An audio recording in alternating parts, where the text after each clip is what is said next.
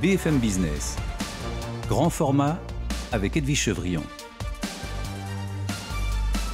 Retour dans l'émission Grand Format avec notre invité aujourd'hui, Philippe Dornano, président de Sisley. Ça tombe bien, on va parler cette fois-ci un petit peu moins parler de vous. On va parler de votre histoire. On va parler de Sisley. Sisley, on le disait, c'est presque un groupe de luxe. Moi, je compare souvent Sisley, peut-être de petit Hermès, un petit peu moins gros qu'Hermès, même si vous faites quand même 850, 900 millions de chiffre d'affaires. Ça va être ça en 2022 ? On se rapproche du milliard, oui. Vous vous rapprochez du milliard, donc vous avez beaucoup progressé. Intéressant de voir pendant la crise, ça vous a servi. Le positionnement haut de gamme, il est très important, justement, le luxe. Ce que vous disiez tout à l'heure, avoir écrit Champs-Élysées, maintenant, ce n'est pas Champs-Élysées, c'est juste à côté. Est-ce que c'est important ? Alors, ce qui est important, c'est de faire des bons produits. Oui. Et parce que c'est Vous en extraordinairement. vendez combien de produits ? J'ai pas le nombre, j'ai pas en tête le nombre d'unités, mais c'est important de faire des bons produits parce que c'est un secteur qui est en plein développement avec l'ouverture du monde, mais qui est extraordinairement compétitif. Il y a des marques de tout type, de toutes sortes. Il y a d'énormes groupes concurrents, des entreprises, des ETI comme nous. Il y a des entreprises françaises, américaines, japonaises, coréennes, demain chinoises ou déjà chinoises. Donc on a une très forte concurrence. Et dans cet environnement-là, on ne réussit pas si on n'a pas un produit exceptionnel. On peut réussir sur un an ou deux, mais pas sur une longue période de temps comme on l'a fait. Donc tout dépend de la qualité du produit. Et pour faire un produit de très haute qualité, effectivement, le fait d'être positionné... C'est la phytocosmétologie, on va le rappeler. Ouais. Effectivement, le fait d'avoir une certaine liberté de prix est très intéressante. On a par exemple là lancé une nouvelle marque capillaire qui s'appelle Rituel. On l'a positionnée plus haut de gamme, ce qui nous a permis de faire des formules plus intéressantes. On avait une technologie qui nous permettait d'apporter au cuir chevelu et à la fibre, à notre sens, un apport qui était important pour la beauté des cheveux. On a pris le risque de vendre un produit plus cher et de pouvoir se payer ces formules. C'est donc ça la démarche du haut de gamme. C'est avant tout une démarche, si vous vendez un produit plus cher, il doit être considéré comme meilleur par la personne qui l'utilise. Oui. 90% à l'international, la Chine, la Corée. Du reste, vous avez des tableaux d'un Chinois, un de vos clients. Qui est peintre. Il y a les tableaux coréens aussi. Moi, j'ai écrit quelques poésies. Lui est peintre et passionné par le Tibet, où il passe un mois par an. Et donc, il est venu à Paris et il a été exposé au Grand Palais. Et il a offert à ma mère ce tableau que j'ai dans mon bureau. On vous a offert des choses à vous, Philippe Dornano. On a l'impression que c'est toujours à votre mère qu'on offre des tableaux. C'est toujours à ma mère. Revenons. La Chine, l'Asie du Sud-Est, c'est quand même très pénalisé justement par la crise de la Covid. Comment est-ce que vous faites pour progresser autant dans votre chiffre d'affaires ? Alors, il faut regarder sur le long terme. Vous êtes aux États-Unis ? On est dans le monde entier. On en vend dans 103 pays. Vous ouvrez une boutique, je crois, à New York, non ? On ouvre une maison Sisley à New York. On a déjà une boutique à New York sur Bleecker Street, mais là, on ouvre dans le Meatpacking l'année prochaine une maison Sisley, c'est-à-dire un peu plus qu'une boutique, un institut de beauté avec comme il y a en dessous, voilà, le reste comme on a à avenue Friedland, et qui est effectivement qui exprime au fond l'âme de notre marque, c'est-à-dire à la fois ce goût pour l'art, un luxe, mais un luxe qui n'est pas intimidant, où on se sent bien. Et l'idée d'un service de très haut niveau avec des esthéticiennes très professionnelles. Mais j'ai envie de dire, il y en a partout, tout le monde ouvre. Est-ce que c'est... Alors on a des bons produits, on a des très bonnes esthéticiennes, on aime le conseil, on aime le service, et on veut aussi passer ces valeurs dans un monde où on nous explique que tout sera digitalisé. Le digital est un fantastique outil, il permet de donner des informations et de faire connaître la marque, mais nous on croit aussi beaucoup à l'humain, au conseil, au service. On peut découvrir un parfum quand on le s'entend, on ne peut pas le découvrir sur Internet. Et donc, c'est toute cette idée de ces valeurs-là aussi qu'on passe à travers ces maisons. Et donc, on en ouvre une à New York, mais on en ouvre une aussi à Shanghai. Et on en ouvre dans même en plein Covid, enfin, sortie de Covid. Mais enfin, alors, non, vous avez raison, la Chine est de nouveau encore en difficulté. Oui. Et ça, c'était votre autre question. Nous, on vend dans le monde entier. Donc, effectivement, en 2020, la Chine, qui a beaucoup progressé, nous a beaucoup aidé pour faire face à la crise. Parce qu'on a fait quasiment 40% d'augmentation en Chine en 2020, en pleine première année de Covid. Là, ils ont plus de difficultés. C'est un grand pays, ils vont s'organiser, je pense les surmonter.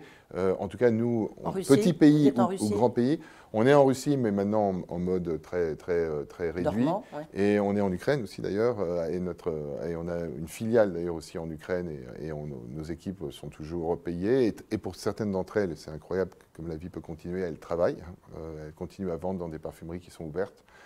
Et on est dans tous les pays européens, on est au Moyen-Orient, on est bien sûr aux États-Unis où la marque est très développée. En fonction des crises économiques ou des difficultés économiques, ça nous permet aussi de passer des caps parce que quand ça marche moins bien dans une zone, ça marche possiblement mieux dans l'autre. Où sont fabriqués vos produits? Ils sont tous fabriqués en France? Et alors, quelques maquillages techniques sont fabriqués en Italie, 95% de nos produits sont fabriqués en France. Oui, parce qu'il y a des parfums, il y a des crèmes, il y a des maquillages. Crèmes, maquillages et capillaires. Et capillaire. Ouais, Donc, et c'est fabriqué en France et nous ouvrons, c'est un pari sur l'avenir aussi parce qu'on pense qu'on peut continuer à se développer. Nous avons lancé le projet, nous allons ouvrir une deuxième usine en France, assez proche de la première puisque la première est à Blois, la deuxième va ouvrir à Vendôme. Donc c'est un autre projet de 40 millions d'euros. Donc entre notre projet d'extension de Saint-Ouen-l'Aumône, de notre laboratoire, de nos laboratoires de recherche et notre projet de nouvelle usine, c'est 80 millions d'euros qu'on va investir dans notre pays, sur notre territoire et pour lequel on espère créer encore 400 ou 500 emplois supplémentaires. Oui, ça veut dire que vous êtes coprésident du METI, le mouvement des entreprises de taille intermédiaire. Ça veut dire que vous croyez dans la France. En même temps, on est dans une période, enfin c'est le cas partout en Europe, où il y a la crise énergétique, ça crée des tensions extrêmement fortes. Par exemple, pour vous, pour Sisley, j'imagine, comme vous fabriquez, ça a forcément des répercussions. Oui, on est confronté à deux problèmes à l'heure actuelle. On est confronté à un problème d'inflation, donc toutes les matières premières augmentent, et on est confronté à un problème de pénurie. C'est-à-dire qu'on a aussi des difficultés à obtenir certaines matières premières. Or, comment on fait des produits complexes? Prenez un fond de teint Sisley, par exemple. Le Phytotin Ultra Éclat, il a 39 composants. Il me manque un composant, je ne peux pas faire le produit. Donc, c'est un travail énorme. C'est des produits complexes, c'est des produits élaborés. Ce n'est pas pour rien que ce sont des produits haut de gamme. Et donc, il y a un travail énorme d'approvisionnement. Quant à la crise de l'énergie, elle touche très durement l'industrie française.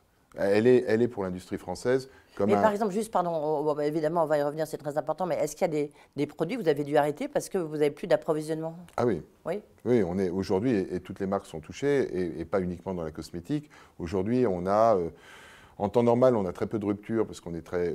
là, on a à peu près 15% de nos produits qu'on n'arrive pas à fabriquer, qui sont retardés, etc.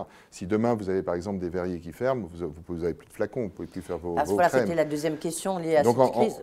Vous trouvez des flacons? Parce qu'on voit bien que c'est très difficile.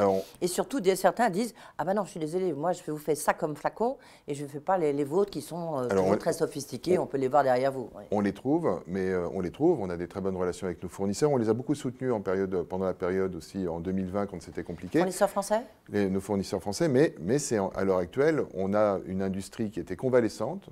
On sait que la France a connu une désindustrialisation catastrophique qui a été sans doute une des plus grandes erreurs économiques des 30 dernières années. On avait une inversion de cette tendance et on est très inquiet à l'heure actuelle que la crise de l'énergie casse cette inversion. C'est-à-dire qu'on se retrouve avec une industrie qui a besoin d'énergie, qui a fait beaucoup d'efforts d'ailleurs pour moins consommer d'énergie. Nous, dans notre usine, par exemple, une émission écologique, elle est produite avec 50% moins d'énergie qu'il y a 10 ans. Comment vous avez fait? Un travail constant d'amélioration, des équipes passionnées par le sujet qui se donnent beaucoup de mal, des investissements, parce qu'il faut de l'argent pour calfeutrer un tuyau d'eau chaude, etc. Et qui fait qu'à la fin de la journée, on est beaucoup plus économe en énergie qu'on l'était il y a 10 ans. Et la nouvelle usine, elle va être évidemment encore plus dans la sobriété énergétique? Bien sûr, et le site de Saint-Ouen-l'Aumône également. On est en train de mettre en place notamment un projet de géothermie qui va couvrir quasiment 25% de la consommation d'énergie du site. On a une des plus grandes centrales photovoltaïques déjà sur les toits de Saint-Ouen-l'Aumône. Donc on est en train de mettre en place, et pour Vendôme et pour Saint-Ouen-l'Aumône, toute une série de programmes qui vont poursuivre les économies d'énergie. Mais il faut bien comprendre que l'industrie... Pardon, est-ce que c'est à coût zéro? C'est-à-dire que c'est des investissements importants et en même temps vous faites des économies, alors, c'est pas à coût zéro. À court terme ou moyen terme? Alors, c'est pas à coût zéro, mais pour prendre l'exemple de la géothermie, nos calculs, par exemple, sur notre nouveau site sur la géothermie, c'était un retour sur investissement de 13 ans. Donc, il faut être une entreprise familiale pour accepter ces durées de retour sur investissement. Sauf que maintenant, avec le prix de l'énergie qui s'est multiplié, l'électricité a multiplié par 4 pour une entreprise comme la nôtre, ce qui est considérable. Là, bien sûr, ça réduit beaucoup vos taux de retour sur investissement, mais par contre, ça pose un problème c'est que ça nous impacte, nous, entreprises françaises, fragiles, et industrie française, fragiles parce qu'on avait des conditions d'exploitation en France, de travail en France qui étaient beaucoup plus taxées que dans les autres pays européens. On était en convalescence, on commençait à voir l'État annoncer que son objectif était la réindustrialisation. Et là, on voit que cet objectif est clairement menacé. Il faut le dire, aujourd'hui, l'industrie, elle est en situation d'urgence absolue compte tenu de cette augmentation des prix de l'énergie. Ça pourrait remettre en cause votre investissement à Vendôme ou par votre nouvelle usine? Pas à ce stade. Ce que je crains surtout pour nous, parce que nous, on est une entreprise qui a une marque, qui exporte à l'étranger. Mais imaginez votre filière, vos sous-traitants, des entreprises qui ont des marges plus petites, qui sont déjà très largement surtaxées, puisqu'on a quasiment 2 fois plus de taxes de production qu'en moyenne européenne. On vient de nous annoncer que ces taxes de production étaient reportées. En fait, les taxes de production... Non, pas reportées. Elles sont sur 2 ans. Alors, elles sont sur 2 ans, mais ce qu'il faut comprendre, c'est que les taxes de production, c'est 250 taxes, et que le reste des taxes de production sont en train, vous l'avez suivi avec la taxe foncière, de fortement augmenter. En réalité, il faut le dire, les taxes de production l'année prochaine, elles vont quasiment pas baisser. Elles peuvent même peut-être augmenter. C'est-à-dire que certes, la CVAE va en partie diminuer, enfin, la moitié de la CVAE va être supprimée, mais les taxes foncières vont augmenter. Et quand vous allez prendre l'ensemble du panel de taxes de production, il y a un risque qu'en réalité, ça ne baisse pas du tout. Et face à ça, vous avez des entreprises qui peuvent faire 10% de leur prix, pas ciselés, mais des entreprises industrielles qui peuvent faire 10% de leur prix, c'est l'énergie, et qui voient ce prix multiplié par 4 et qui se retrouvent en perte. Certaines ne produisent plus, d'autres vont se retrouver en situation difficile. C'est toute la réindustrialisation qui est mise en péril. On va marquer une dernière pause. Philippe Dornano, on va parler des ETI, des entreprises de taille intermédiaire. C'est un sujet que vous connaissez bien, vous en êtes l'illustration, je le disais.